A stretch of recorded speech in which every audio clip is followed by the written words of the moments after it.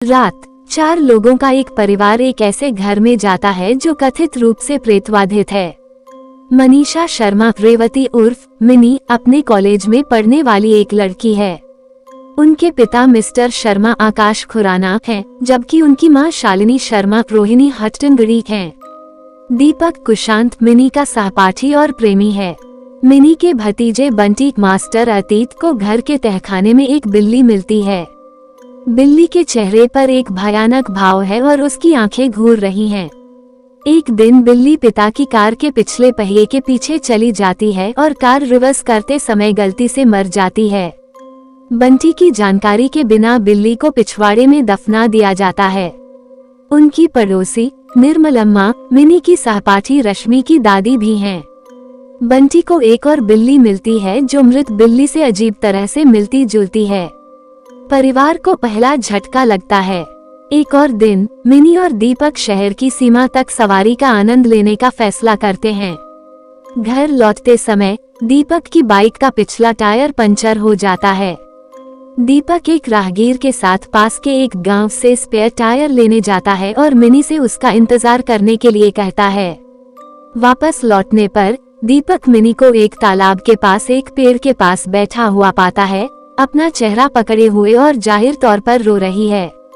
उसके पास जाकर दीपक उसकी भयंकर लाल आंखों मृत बिल्ली की आंखों जैसी को घूरता है और तालाब में फिसल जाता है। अचानक मिनी सामान्य हो जाती है और दीपक को तालाब से बाहर आने के लिए कहती है। अगले दिन मिनी अपनी सहपाठी रश्मि की सहेली की शादी में उसके साथ जाती है। उस दिन रश्मि की बेरहमी से हत्या कर दी जाती है, उसकी गर्दन तोड़ दी जाती है और सिर को पूरी तरह से पीछे की ओर मोड़ दिया जाता है।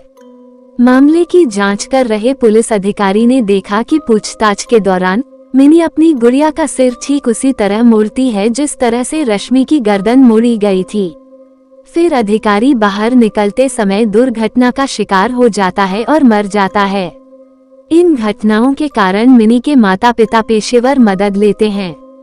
शालिनी अपनी पड़ोसी बूढ़ी महिला से संपर्क करती है, जबकि श्री शर्मा एक मनोचिकित्सक अनंत नाग की मदद लेते हैं, जो उनकी पत्नी के अनुसार उनकी बेटी के डरावने व्यवहार का कारण है।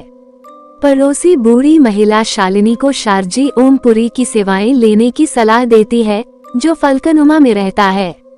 शारजी सबसे पहले अपने गुरु विजयचंद्र के पास जाता है, जिन्होंने सुदूर फलकनुमा में समाधि ले ली है और हथियार के रूप में अग्नि शक्ति की राख प्राप्त करते हैं।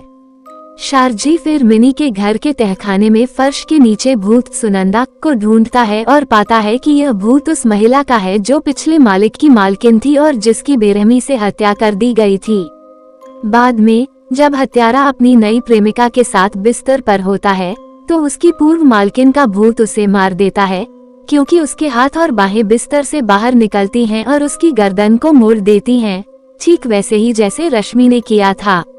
दीपक को मारने की कोशिश कर रही भूतनी से जुड़ी भयावह घटनाओं के बाद शारजी आखिरकार पवित्र मंत्रों और राख की मदद से उसे बेअसर कर देता है। भूतनी आखिरकार एक तेज चमक के साथ मिनी के शरीर को छोड़ देती है। एक तरफ मिनी पर एमआरआई और अन्य चिकित्सा प्रक्रियाओं से जुड़ी वैज्ञानिक विधियां अपनाई जाती हैं। श्री शर्मा का मानना है कि यही एकमात्र तरीका है जिससे मिनी को ठीक किया जा सकता है। हालांकि शारजी के पास प्रकाश के परे अंधकार के बारे में अपनी अलग व्याख्या है, जो गायब नहीं होता बल्कि केवल एक हद तक कम हो जाता है।